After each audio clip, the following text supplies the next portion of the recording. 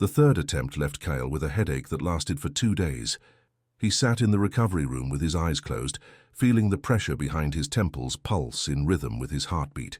The Velixian technician had explained the sensation as neural resistance, a polite way of saying his brain had rejected the linguistic imprint for the third time. Around him, the station hummed with the efficient quiet of a place designed for transformation. Through the walls he could hear the muffled sounds of other integration suites, the soft chime that signaled successful adaptation, the murmur of voices speaking languages they had not known an hour before. Kyle's suite remained silent. He had come to the Concord station with 17 other human representatives, all selected for their capacity to facilitate Earth's participation in the gathering: engineers, scientists, cultural liaisons. Within 6 hours of arrival, all of them had undergone the translation protocol. Within 12, they were conducting meetings in traded standard, their minds seamlessly adapted to the linguistic substrate that connected 400 species across the known galaxy. Kyle had been certain he would be the same. He had prepared for it, studied the briefing materials, understood the science. The translation devices worked by establishing neural pathways that allowed direct cognition of alien linguistic structures. Not learning exactly, but becoming capable of language in the way one became capable of breathing in a new atmosphere. But his cognitive architecture, as the technicians called it, did not accept the imprint. The patterns dissolved, the pathways closed. 3 times they had tried. 3 times his brain had simply let the translation wash through him and evaporate. The Velixian who delivered the final report was small, her skin pale green, her movements precise. She stood at the edge of his vision and spoke through the translation device embedded in her throat, her words rendered in flat English. "We cannot continue," she said. "Further attempts would constitute neural harm." Kyle opened his eyes. The light in the room was dim, calibrated to human comfort. "So I go home." "Most likely." The Velixian's expression was unreadable. "The embassy will arrange transport. You will receive full compensation." "And the program?" "Another representative will be selected." Kyle nodded. He felt nothing. No relief, no disappointment. Just the dull ache behind his eyes and the sense of having failed a test he had not known he could fail. The Velixian left. Kyle sat in the silence, listening to the distant sounds of success happening in other rooms. He thought about the 17 other humans, all of them moving forward into positions of significance, while he prepared to return to Earth with nothing but a medical notation and a story about incompatibility. He had been an engineer before this, working on atmospheric processing systems for colonial habitats. Competent work, precise work, work that required him to understand complex systems and solve problems that had no room for error. But engineering had always felt like a way to avoid people rather than connect with them. The machines made sense, the equations balanced, the systems followed predictable patterns, people did not. And now, it seemed, even the gathering's most fundamental technology, the thing that made all other species capable of seamless communication, could not bridge the gap between Kyle and the rest of the universe. He had spent 34 years building a life around competence and distance. He was good at what he did, respected even, but always alone, always separate. He had told himself it was a choice, that he preferred the clarity of systems over the messiness of human connection. Now he wondered if it had ever been a choice at all, if his brain had always been built this way, resistant to the kind of integration that came naturally to everyone else. They moved him to a smaller room 2 days later. No explanation, just a brief message on his personal terminal indicating a change in accommodation. The new space was darker, the walls smooth and featureless, no windows. The Concord station orbited a brown dwarf, and he had been told that most species found the view psychologically destabilizing, a dim, rust-colored twilight that never changed. Kyle preferred the darkness. It felt contained, private. He established a routine quickly, the way he always did in unfamiliar places. Wake at the same time each cycle, exercise in the small clear space near the center of the room, eat the meals that appeared through the wall dispenser, read the materials on his terminal, reports, news from Earth, technical documentation he no longer needed. The routine was a way to maintain control, to create structure in a situation that felt increasingly purposeless. On the fourth day in the new room, the door dissolved and someone entered. She was tall, taller than Kale by half a head. Bipedal, humanoid in shape but distinctly other. Her skin was a deep bronze, marked with raised patterns that formed intricate lines across her shoulders and down her arms. She wore minimal clothing, wraps of dark fabric that left most of her torso and limbs bare. When she moved, the muscles beneath her skin shifted with visible precision, controlled and deliberate. She stood 2 meters away and looked at him. Kyle looked back. He had learned during the integration briefings that eye contact carried different meanings across species. For some, it was a challenge. For others, respect. Without language, without the translation devices that would have told him which applied, he had no way to know. So he simply met her gaze and waited. Her eyes were large, black, with a faint reflective quality that caught the low light. She did not blink often, did not look away. After a long moment, she stepped closer. Each movement was slow, measured. When she was within arm's reach, she extended one hand, palm open, fingers spread. Kyle hesitated.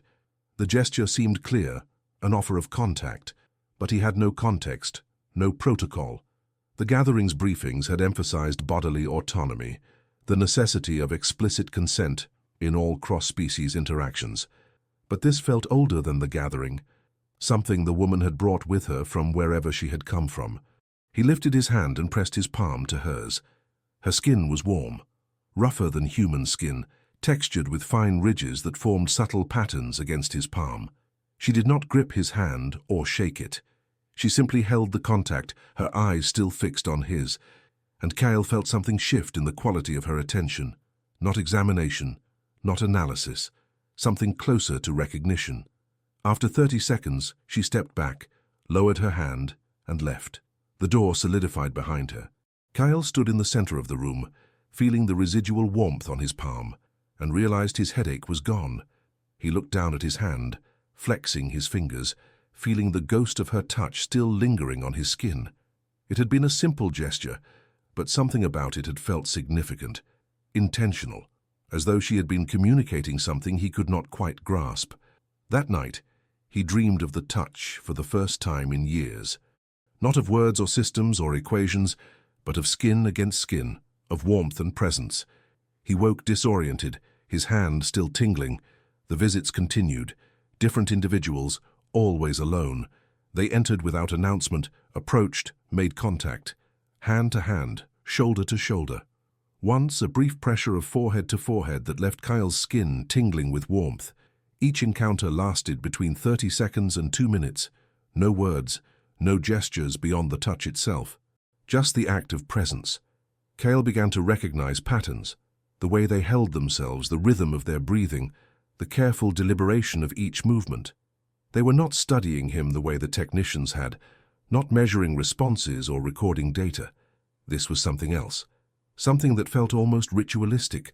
He started to notice small variations. One visitor held his hand with fingers interlaced. Another placed both palms against his, creating a symmetry that felt balanced and intentional. A third touched only fingertips to fingertips, creating points of contact that felt precise and meaningful. Each variation seemed to carry significance, though Kale had no way to interpret it. He found himself looking forward to the visits. They broke up the monotony of his days, gave him something to anticipate. More than that, they made him feel seen in a way he had not felt in years. Not evaluated or judged, but simply acknowledged. On the 9th day, the Velixian mediator requested a meeting. She arrived precisely on schedule, her movements quick and efficient. She sat across from him in the small conference room adjacent to his quarters, her hands folded on the table between them. "The Korim have submitted a formal proposal," she said. Her voice, filtered through the translation device, was clinical and precise. "They wish to establish a cultural exchange program centered on non-linguistic cognition. You would serve as the human anchor." Kyle leaned back in his chair. "I'm not a diplomat." "No," the mediator agreed. "You are not, but you are uniquely positioned. The Korim believe that understanding refusal, true cognitive refusal, not political resistance, is essential to the next phase of the gathering's evolution." Refusal. Yes. You are the only human whose neural architecture has rejected the translation protocol. The Korim see this as significant. They believe you can teach them what cannot be translated. Kale thought about the visits, the careful touch, the silent attention. What do I get? Participation in a research program that will define interspecies relations for the next century, access to resources, compensation, recognition. And if I refuse?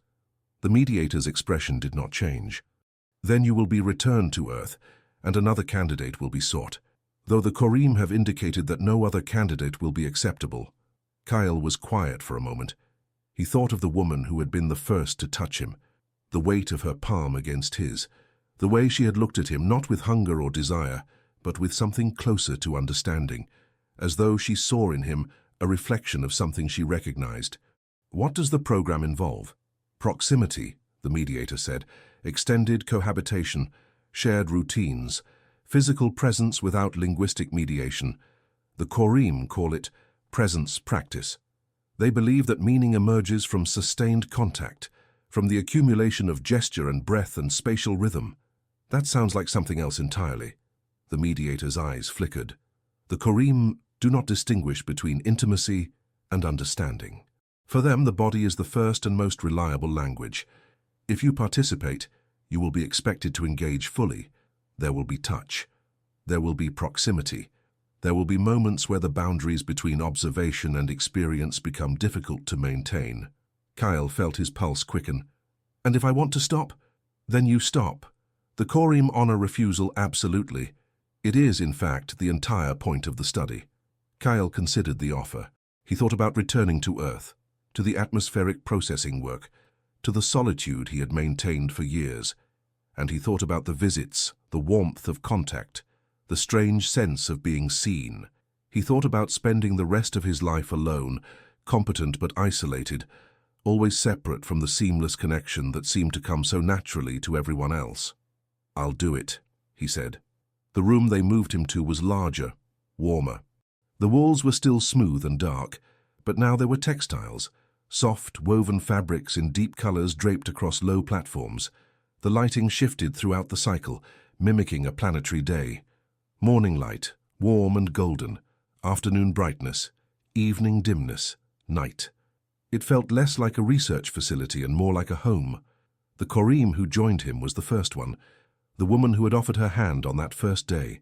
She entered carrying a bundle of cloth, which she set down near the center of the room, then turned to face him. This time she did not wait. She crossed the space between them and placed both hands on his shoulders, not gripping, just resting there.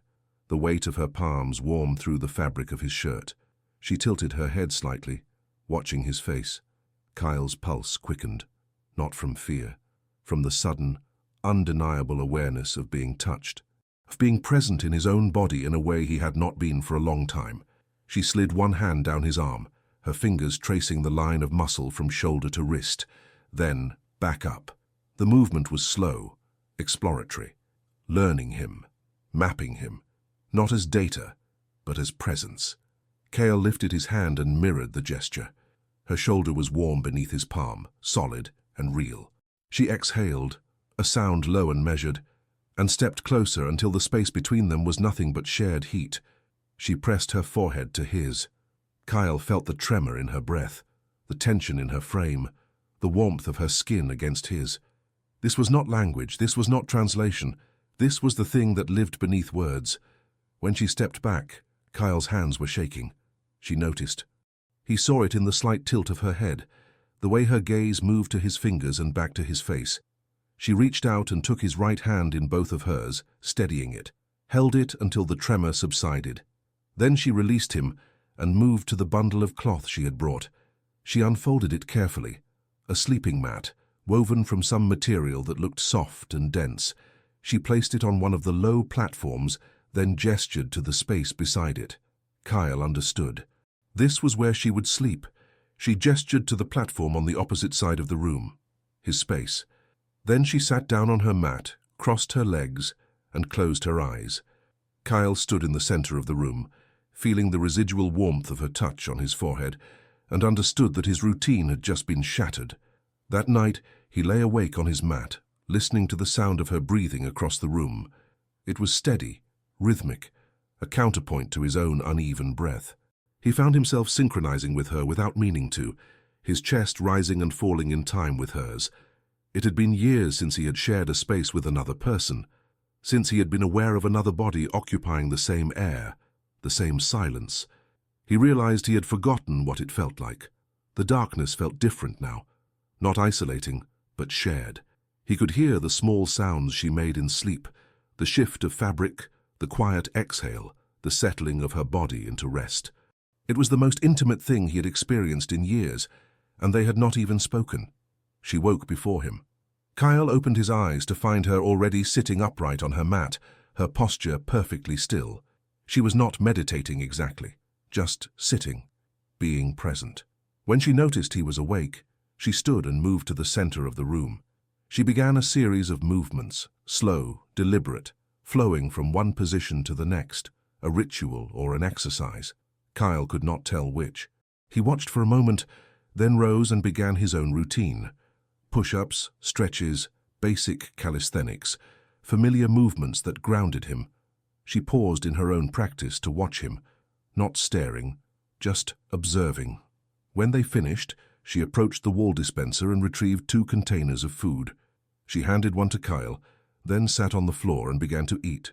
Kyle sat across from her. They ate in silence. The food was different from what he had been given before, still nutritionally calibrated for human needs, but with flavors that suggested Korean influence. Earthy, slightly bitter, with a warmth that lingered on the tongue. After the meal, she stood and moved to a section of the room where a low basin had been built into the floor. Water flowed from a spout, clear and cool.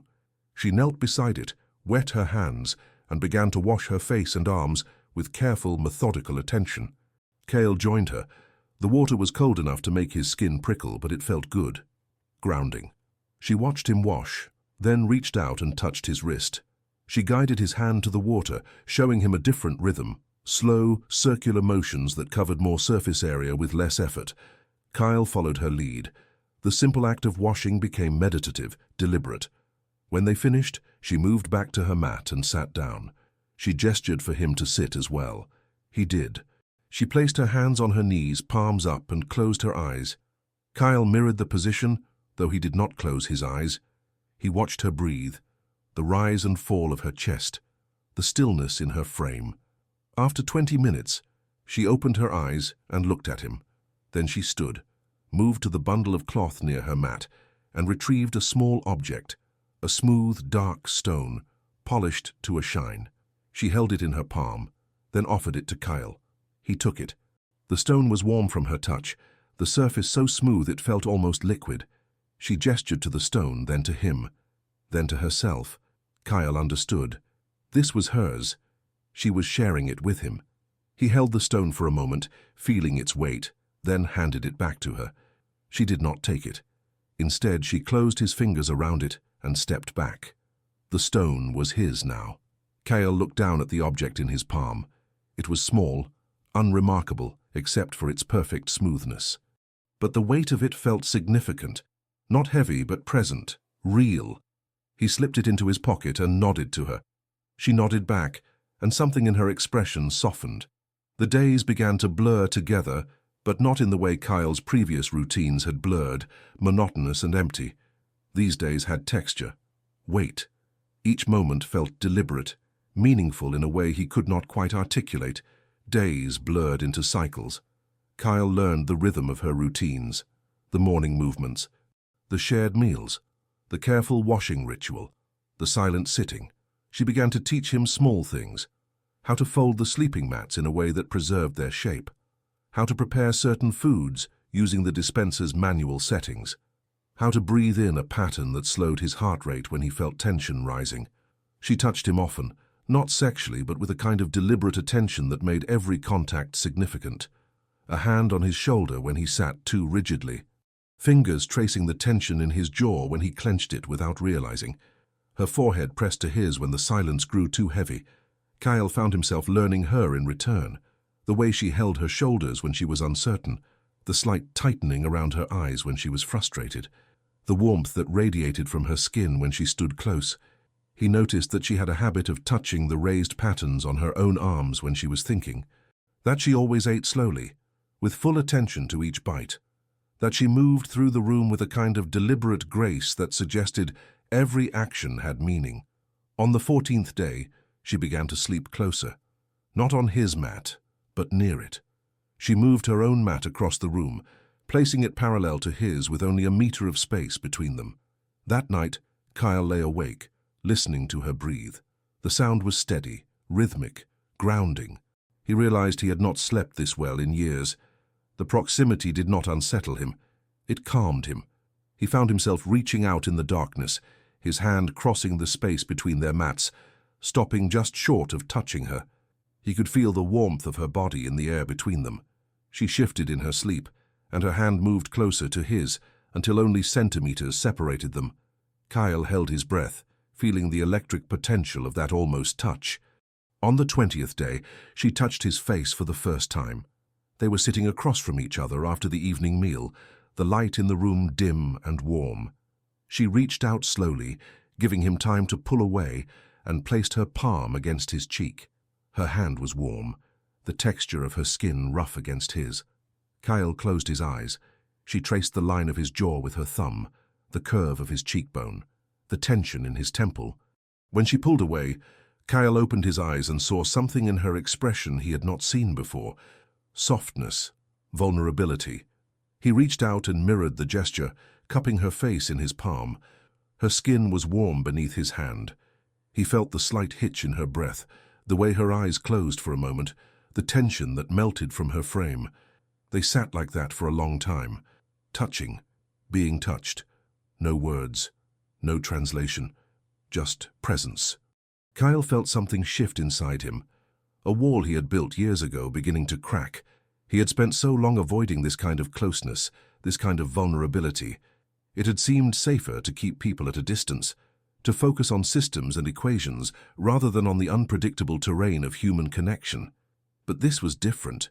This was connection without the burden of language, without the possibility of misunderstanding or miscommunication. This was just being seen, being known. His thumb traced the edge of her cheekbone, and he felt her lean into the touch, her eyes fluttering closed again. The intimacy of it made his chest ache, not with pain, but with something he had not felt in so long he had almost forgotten what to call it. Longing, connection, home. On the 32nd day, the Velixian mediator returned. She entered the shared room without announcement, her movements quick and efficient. The Kareem woman, Kyle had begun thinking of her simply as her, though he knew she must have a name he could not speak, immediately stood and moved to the far side of the room. The mediator looked at Kyle. The Oversight Council requests a progress report. Kyle stood slowly. I'm not writing reports. Not from you, from the Kareem research team. The mediator glanced at her, then back at Kyle. There are concerns. What kind of concerns? The program was intended to study non-linguistic cognition. There are questions about whether the current methodology is producing useful data. Kyle felt something tighten in his chest. We're doing what was asked. Are you? The mediator's expression was unreadable. Or are you engaging in something else entirely? Kyle did not answer. The mediator was quiet for a moment, then nodded. The council will review the situation. You will be informed of any decisions. She left. The Kareem woman remained on the far side of the room, her posture rigid. When Kyle approached, she did not look at him. For the first time since they had begun sharing the space, she felt distant. That night, she moved her mat back to the opposite side of the room. Kyle lay awake, listening to the silence, and felt the weight of her absence like a physical thing. The next morning, she went through the routines mechanically. The movements, the meal, the washing. But she did not touch him, did not sit close, did not press her forehead to his. Kyle felt the loss of it like a wound. He tried to focus on other things, but everything felt hollow. The exercises were just movements. The food had no taste. The washing was just water on skin. Without her presence, without her touch, the rituals lost their meaning. The next 3 days passed in strained quiet. She continued the routines, the morning movements, the shared meals, the washing ritual, but she did not touch him, did not sit close. did not press her forehead to his. Kale felt the loss of it like a wound. He had not realized how much he had come to rely on her proximity, the warmth of her presence, the grounding weight of her touch. Without it, he felt unmoored, alone in a way he had not been even before she arrived. He tried to focus on other things. He read technical documents on his terminal. He went through his exercise routine with meticulous attention. He ate his meals with deliberate slowness, trying to maintain the mindfulness she had taught him. But everything felt hollow without her presence. He found himself watching her more closely, trying to read the signs of her emotional state in the small movements of her body, the way she held her shoulders, the set of her jaw, the tension in her hands. She was afraid, he realized, afraid of what the council might decide, afraid of losing this thing they had built together. He understood the feeling. He was afraid too. On the fourth day, she broke the pattern. They were sitting across from each other after the evening meal when she stood and moved to the center of the room. She knelt on the floor, then gestured for him to join her. Kyle crossed the space and knelt facing her. She placed her hands on the floor between them, palms down. Then she looked at him, her eyes dark and steady, and lifted her hands. Kyle understood. She was asking him to choose, to place his hands over hers, to re-establish the contact, or not. He placed his hands over hers. Her skin was warm, real, solid. She exhaled, a sound low and shaking, and leaned forward until her forehead touched his. Kyle closed his eyes and felt the tremor in her breath, the tension in her frame, the way her fingers tightened beneath his. She was afraid. He realized it with a jolt that traveled through his entire body, afraid of the council, afraid of the scrutiny, afraid of whatever consequences might come from this connection they had built. But she was here. She had chosen to reach out. Kyle leaned into the contact, pressing his forehead more firmly against hers, steadying her the way she had steadied him. They stayed like that until the light in the room shifted to night. When they finally pulled apart, she reached up and touched his face again, her palm against his cheek, her thumb tracing the line of his jaw. Kyle covered her hand with his own and held it there. That night, she moved her mat back beside his. They lay in the darkness, not touching but close enough to feel each other's warmth, close enough to hear each other breathe. Kyle reached out in the darkness and found her hand. She laced her fingers through his and held on. They fell asleep like that, connected. She began to teach him a new practice. It started with breath. She sat facing him, close enough that their knees touched, and placed one hand on his chest and the other on her own. She breathed slowly, deeply, until Kale's rhythm matched hers. Then she moved her hand to his abdomen, just below his ribs, and pressed gently. She wanted him to breathe from there, deeper than he was used to. It took time, days of practice. But gradually Kyle learned to breathe the way she did, slow, controlled grounding. The practice expanded. She taught him to sit in stillness without tension, to move through the morning exercises with deliberate attention, to eat with awareness of taste and texture. Everything became a ritual, not religious exactly, but intentional, meaningful. And through it all, she touched him, her hand on his back, guiding his posture, her fingers on his wrist, correcting the angle of his arm. Her forehead pressed to his when he lost focus. Kyle found himself touching her in return, small gestures, a hand on her shoulder when she seemed tired, his palm against hers when the silence felt too heavy, his fingers tracing the raised patterns on her skin, learning the map of her. He discovered that the patterns on her arms and shoulders were not random. They formed intricate designs that seemed to tell a story, though he had no way to read it. He traced them carefully, memorizing the shape of each line, each curve. She watched him do this with an expression of such tenderness that it made his chest ache. He learned that certain patterns seemed to connect to others, that when he traced one line, she would guide his hand to another, showing him the relationship between them. It was a kind of language, he realized, not one he could speak or understand in any conventional sense, but one he could feel, one his body could learn. On the 43rd day, they developed a new ritual of their own. In the evening, after the meal and the washing, they would sit facing each other in the center of the room. She would place her hands on his chest, and he would place his on hers. They would breathe together, their hearts beating beneath each other's palms, until they fell into perfect synchronization. It was the most intimate thing Kyle had ever experienced. Not sexual, but profound. A kind of communion that went deeper than words. He could feel her heartbeat against his palm, could feel the expansion of her ribs as she breathed, could feel the warmth of her skin through the thin fabric of her wraps, and she could feel him in the same way. His heartbeat, his breath, his warmth. They were mapping each other, learning each other in a way that had nothing to do with language or translation, learning each other as bodies, as presence, as living, breathing beings who shared the same space and time. On the 57th day, she slept on his mat, not touching him, but beside him, close enough that he could feel the warmth radiating from her body, close enough that he could hear every breath.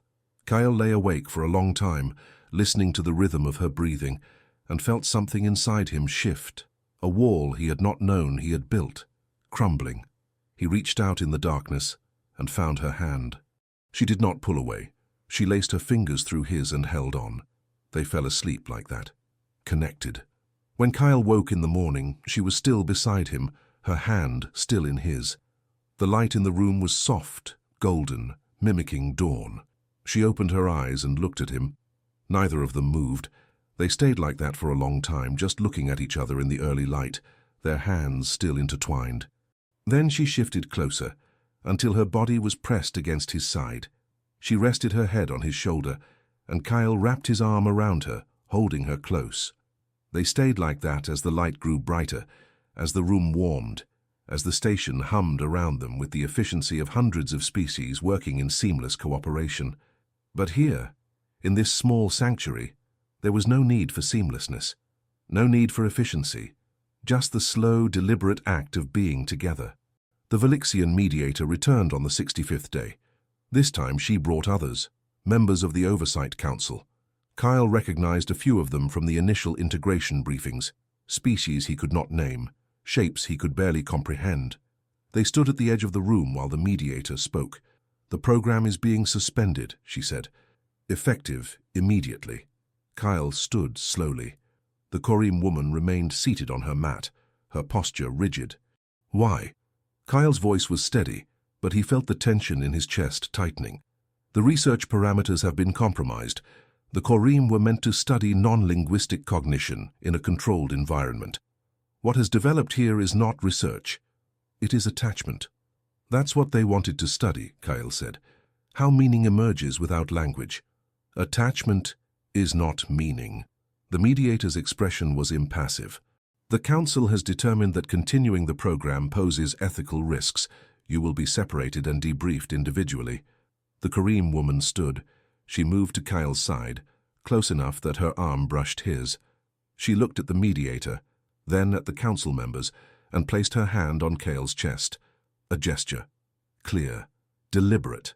She was refusing. The mediator's eyes flickered. "The decision has been made." The woman did not move her hand. She pressed it more firmly against Kyle's chest, her eyes fixed on the mediator. Kyle placed his own hand over hers. The room was silent. After a long moment, one of the council members, a tall, angular being with crystalline skin, stepped forward. They spoke in a language Kyle could not understand, but the mediator translated. "The Korim delegate asks if you consent to separation." Kyle looked at the woman beside him. Her eyes were dark, steady, unwavering. He looked back at the council. "No." The mediator was quiet for a moment. "Then you will be removed by force." "No," Kyle said again. "You won't. The council has the authority." "The program was built on the principle of refusal," Kyle interrupted. "The Korim honor refusal, absolutely. That's what you said. That's what you built this on. If you remove us by force, you violate the entire foundation of the research." The mediator's expression did not change, but Kyle saw the flicker of uncertainty in her eyes. The crystalline council member spoke again. The mediator translated. "What do you propose?" Kyle felt the woman's hand steady against his chest, felt the warmth of her presence beside him. "Let us continue," he said. "Without observation, without oversight. Let us finish what we started." The council conferred. Voices in languages Kyle could not understand, gestures he could not interpret. Finally, the mediator spoke. "You will have 30 days. At the end of that time, you will present your findings to the council. If they determine the research has value, the program will continue. If not, it ends. Kyle nodded. The council left. The woman's hand remained on his chest. Kyle covered it with his own and felt the tremor in her fingers. They had bought themselves time, but the cost was clear. Whatever they built now would be judged, measured, and if it was found wanting, it would be dismantled. That night they lay on his mat together. She pressed her back against his chest, and he wrapped his arm around her waist.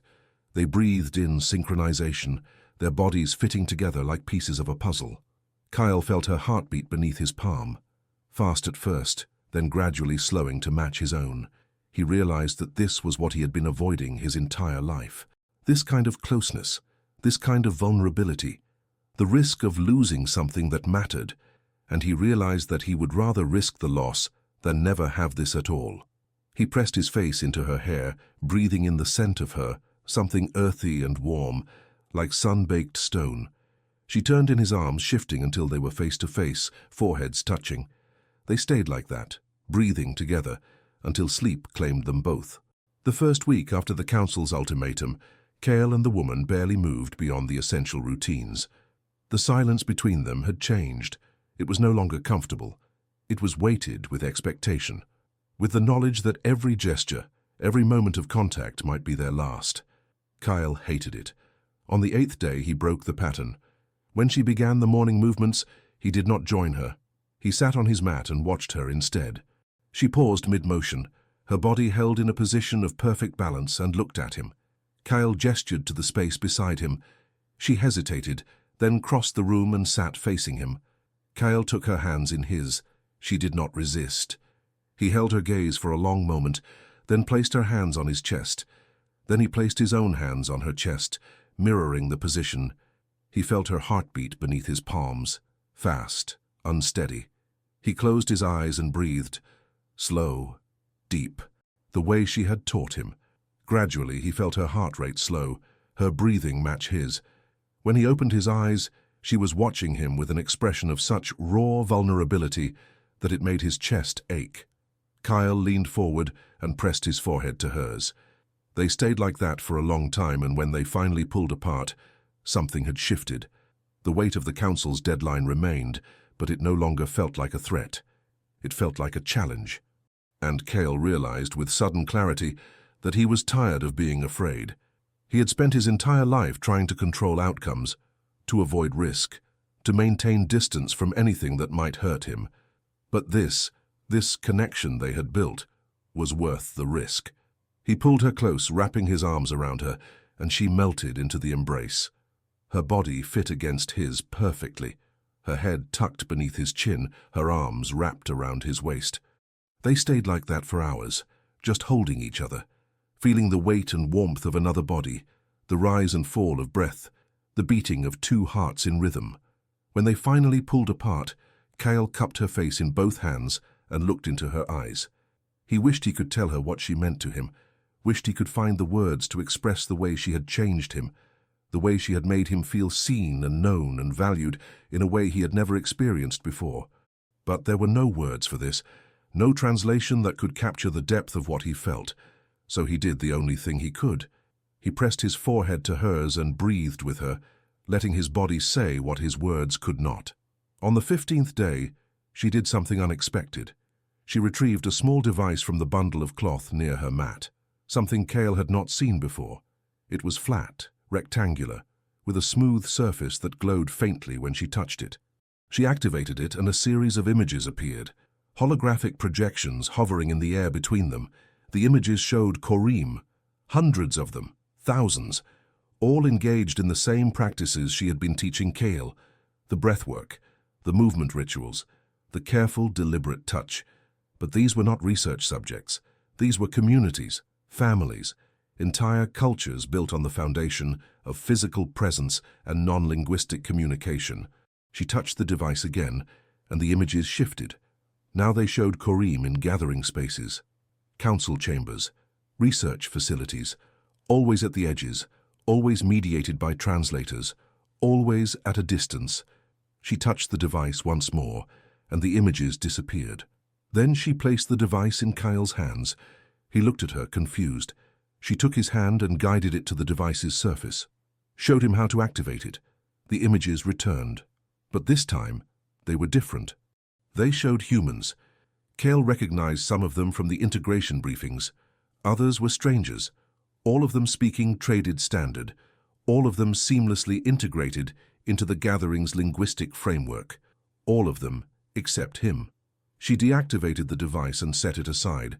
Then she took both of Kyle's hands in hers and looked at him with an intensity that made his chest tighten. She was showing him the truth. The Korim had not chosen him because he was useful. They had chosen him because he was like them, excluded, unable to conform. Permanently outside the seamless communion the gathering offered everyone else, and she had not been studying him, she had been recognizing him. Kyle felt something crack inside him, a realization so profound it hurt. He had spent his entire life trying to fit, trying to adapt, trying to become what was expected. First in his work, then in the gathering's integration program. He had seen his inability to adapt as a flaw, a failure, but it was not a flaw. It was the truth of who he was. And she had seen that truth and recognized it in herself. He pulled her close, wrapping his arms around her, and felt her body settle against his. Warm, solid, real. She held him just as tightly, her face pressed against his shoulder, her breath warm against his neck. They stayed like that until the light in the room shifted to night. When they finally pulled apart, she cupped his face in both her hands and looked at him with an expression so full of emotion that Kale felt his throat tighten. He covered her hands with his own and leaned his forehead against hers. No words, no translation, just understanding. He realized that this was what he had been searching for his entire life, not to be fixed or changed or made to conform, but to be seen, to be recognized, to be valued for exactly who he was. She had given him that, and he had given it to her in return. The council convened on the 30th day. Kyle and the woman stood together in the center of the chamber, surrounded by representatives from dozens of species. The Velixian mediator was there, her expression impassive. The crystalline council member who had spoken before was there, their form refracting the light into 1,000 colors. The room was silent. The mediator spoke. "You were given 30 days to demonstrate the value of your research. The council is prepared to hear your findings." Kyle looked at the woman beside him. She looked back. Neither of them moved. The mediator's expression flickered with confusion. "You were instructed to present—" Kyle interrupted. "We're not presenting anything." The chamber erupted in sound, voices overlapping in a dozen languages, all filtered through translation devices into a cacophony of questions and objections. The crystalline council member raised one hand, and the room fell silent. They spoke, and the mediator translated. "Explain." Kyle took a breath. "The Korim don't need me to explain what we learned. They already know. They've known for 3 centuries. The question was never whether non-linguistic cognition has value. The question was whether the gathering would recognize it." The council member was silent for a moment, then spoke again. The mediator translated. "And your answer?" "I don't have one," Kale said. "That's your choice to make." The woman stepped forward. She reached into the folds of her clothing and retrieved the small device she had shown Kale. She activated it, and the holographic images filled the chamber. Korim communities, families, entire cultures built on presence and touch. Then the images shifted. Korim in gathering spaces, always at the edges, always mediated, always excluded. The images faded. She deactivated the device and placed it on the floor between herself and the council. Then she looked at each council member in turn, her gaze steady and unwavering. Then she turned and walked out of the chamber. Kyle followed. Behind them, the chamber remained silent. They walked through the corridors of the station side by side, not touching but moving in perfect synchronization. When they reached their shared room, the door dissolved and they entered together. Inside, the light was dim, the textiles soft, the air warm. She turned to face him, and Kyle saw tears on her face. He had not known the Korim could cry. He reached out and wiped the tears away with his thumb, then pulled her into his arms. She held him tightly, her body shaking with silent sobs, and Kyle realized that she had been carrying this weight for a long time, the weight of exclusion, of being permanently outside the communion that everyone else took for granted. And now she had found someone who understood, someone who carried the same weight. He held her until the shaking subsided, until her breathing steadied, until she lifted her head and looked at him with clear eyes. Then she took his hand and led him to the center of the room. They sat facing each other as they had done so many times before and placed their hands on each other's chests. They breathed together, hearts beating in rhythm, waiting for the council's judgment. Kyle closed his eyes and let himself feel everything. The warmth of her skin beneath his palms, the steady rhythm of her heartbeat, the synchronization of their breath. Whatever the council decided, he had this moment, this connection, and that was worth everything. The gathering did not stop them. Kyle and the woman returned to their shared room and waited for the inevitable response. A decision, an order, a judgment. It never came. Instead, on the 35th day, the Velixian mediator arrived alone. She stood at the entrance to the room and spoke without preamble. The council has voted. The program will continue, without oversight, without observation, as a permanent cultural exchange. Kyle felt something loosen in his chest. Why? Because the Korim delegate made a compelling argument.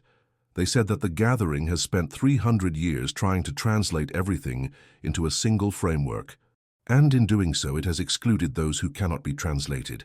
They asked the council to consider whether exclusion was an acceptable cost for unity. And the council agreed? Some of them did. Enough. The mediator paused. You will be allowed to remain here as long as you choose. The Korim have requested that other humans be given the option to participate in similar programs.